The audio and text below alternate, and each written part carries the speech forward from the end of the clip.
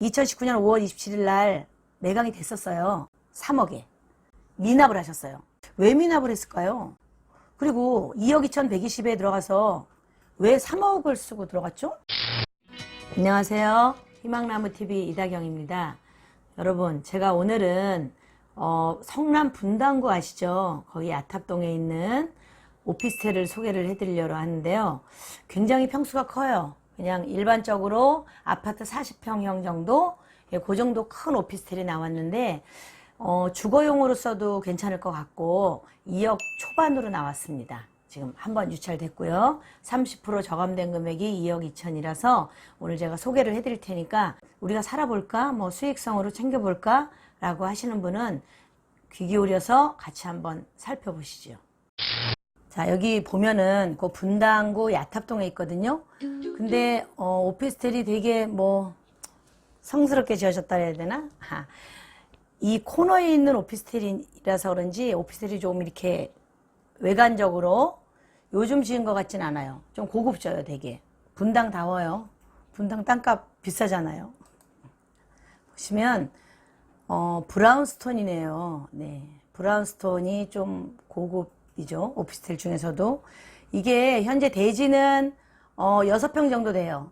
그런데 전용 면적 건물이 28.28평, 거의 29평이 돼가는 거잖아요. 요거는 아파트로 치면은 한 40평형 아파트라고 보시면 돼요. 한 번 유찰됐는데 감정가 3억 1,600에서 지금 2억 2,120만 원으로 30% 저감됐습니다. 그러면 보통은 요거에 10%를 가지고 가면 되잖아요. 그런데 얘는 20%의 입찰 보증금을 가져가셔야 돼요. 4,424만 원. 왜 그러냐고요? 여기 보시면 이분이 2019년 5월 27일 날 매각이 됐었어요. 혼자 들어가서 단독으로 받으셨거든요. 3억에. 받으셨는데 미납을 하셨어요. 대금 지급을 안 하신 거야. 왜 미납을 했을까요? 그리고 2억 2,120에 들어가서 왜 3억을 쓰고 들어갔죠? 감정가가 3억 1,600이야. 그러면 2억 2,100이에요. 그러면 좀 적당히 쓰셔야지. 이걸 3억을 쓰셨으면 그냥 가서 사는 게 낫지 않나요? 네? 지금 여기 시세가 얼마가 되는지 우리 한번 볼까요? 잠깐 아시죠? 소통 3종 세트, 구독, 좋아요, 알림까지 하고 같이 들어가 보실까요? 자, 요게 실거래가 통계를 보면은요, 이게 지금 93.5제곱미터였잖아요. 자, 건수가 2건이 있었습니다. 근데 최고로 비싸게 팔린 게 3억이고요. 그 다음에 평균이 2억 8,350만 원. 최저가 2억 6,700인데 이분이 3억을 넘게 쓰셨잖아요. 그렇죠? 경매는, 일반 매매는 내가 3억을 주고 사. 그럼 3억만 딱 주고 그 다음에 뭐 취등록세 이런 것만 내면 되잖아요. 그런데 경매는 그러지가 않잖아요. 3억을 주고 사. 그러면 3억에 따른 돈을 다 지불을 하고 그 다음에 명도 비용이 들어가잖아요. 그렇죠?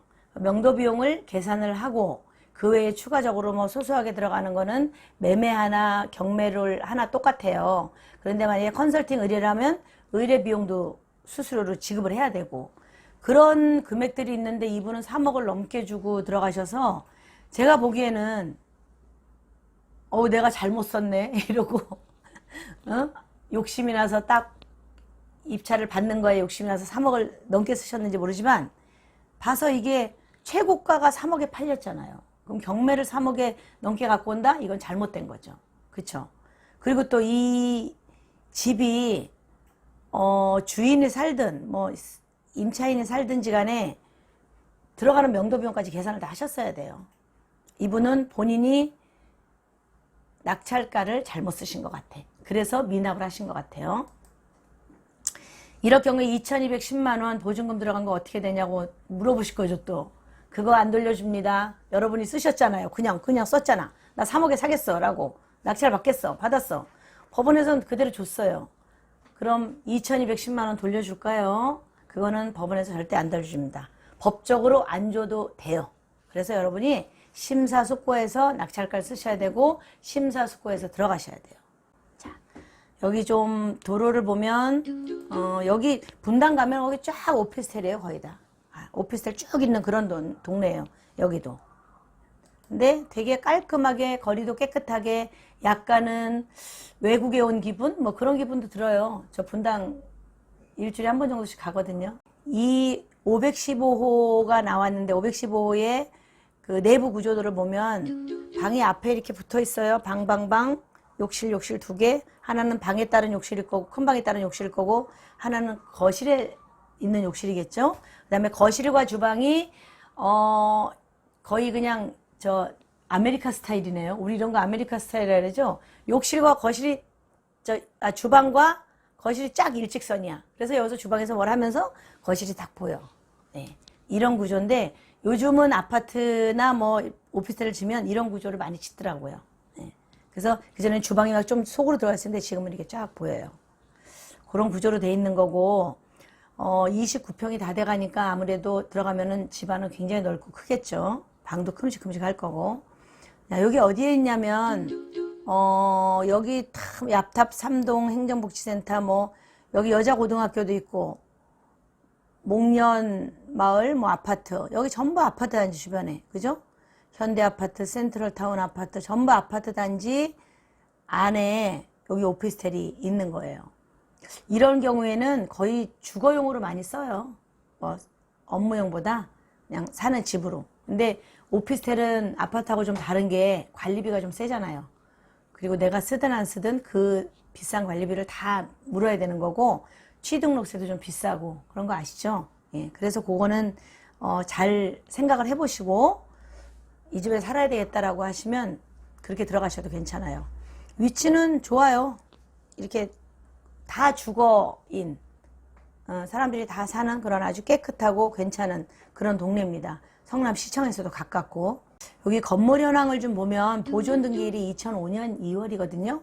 그러면 지금 한 14년, 15년이 다 돼가네요. 14년 6개월 정도 됐는데 거기에 뭐 28.28평 전용 면적 나와 있고 총 층수가 8층, 8층 중에 5층이니까 로얄층이고 그렇죠?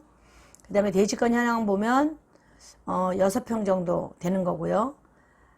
여기 임차인 현황 한번 보실래요? 임차인이 있어요. 2016년 1월 6일 임차인이 1억 6천만 원의 전세를 살고 있습니다. 배당 요구는 했고요. 대항력이 없네요. 자, 여기서 한번 조금 주의할 게 뭐냐면 이분은 보면은 1억 6천에 전세 들어와 있잖아요. 그러면 근저당권 설정되고 그 다음에 들어왔기 때문에 지금 대항력이 없는 거예요. 자, 1억 6천이란 돈은 이 분당 이 지역에서 보호를 받을 수가 없어요. 왜냐하면 임차인으로서 최우선 변제 금액에 넘어섰어요. 금액을. 그러면 보호를 안 해줍니다. 그래서 요번은 그래서 대항력이 없다라고 나온 것 같은데 한번 또 보실까요? 건물 등기사항 보면 그렇죠. 소유권 이전하고 근저당이 2014년 11월 11일 날 신길 신용협동조합에서 설정이 돼 있단 말이에요. 그러면 여기서 설정돼 있고 그 다음에 아까 그 임차인은 2016년에 들어왔잖아요. 그러니까 당연히 대항력이 없죠. 그렇죠? 소액 임차인이면 그분 먼저 그 임차인 먼저 변제해주고 그 다음에 이 근저당권 설정돼 있는 협동조합을 배당을 해줬을 텐데 그분은 거기 소액 임차인에 해당이 안 되기 때문에 보호를 받을 수가 없어요. 대항력도 없고 보호도 못 받습니다. 예상 배당표 볼까요? 여기 보면 신길협동조합이 먼저고 그 다음에 주거 임차인인데 이분한테 대항력도 없고 이분한테 갈 돈도 없어요. 이분은 받을 수가 없어요. 그러면 아까 그 사람이 3억을 썼잖아. 3억을 쓰고 그 다음에 잔금 납부를 안 했죠. 그 이유가 지금 다 나오죠. 3억을 썼어. 1억 6천을 못 받는 사람이 그냥 네 이러고 이걸 낙찰 받으셨군요. 이러고 짐을 싸고 이사를 갈까요? 이분은 어느 정도는 보상을 해주셔야 돼요. 이사 비용을 조금 많이 주셔야 돼요. 조금 많이. 그럼 그거를 생각을 해서 금액을 다시 입찰 금액을 잡으셨어야죠. 이 사람은 대항력 없어. 이러고 싹 무시하고 3억을 쓰셨는지 모르지만 그건 3억 자체 쓴 것도 금액을 비싸게 쓴 거고 주거 임차인의 명도 비용도 계산을 안 한 거고 뭐 그래저래서 잔금 납부를 안 하신 것 같습니다. 그래서 이런 물건 같은 경우에는 여러분들이 잘 보셔야 될 게 뭐냐면 하나, 자 전입이 돼 있는지 항상 그렇죠? 오피스텔이나 뭐 아파트 다 똑같아요. 그 해당 주소지 지금 이렇게 물건 나와 있는 물건 명세를 프린트해서 주민센터 가시면 됩니다. 그냥 우리 사는 가까운 주민센터 가시면 돼요. 가셔서 전입세대 열람을 해보셔야 돼요. 그래서 아 살고 있다. 그런데 근저당보다 뒤다. 그런데 만약에 최우선 변제금에 속해. 그러니까 내가 나라에서 보호받을 수 있는 그런 최소 금액에 속해. 그러면 그 지역이 얼마까지 나라에서 보호를 해주나 보고 그 금액 내에 속하면은 그냥 들어가셔도 돼요. 그러면 배당에서 다 받아가니까. 그런데 그 금액을 넘어섰어. 1억 6천 원 넘어섰거든요. 서울도 1억 6천 원 넘어선 거예요. 넘었으면 그 금액은 안 돼요. 여기 분당은.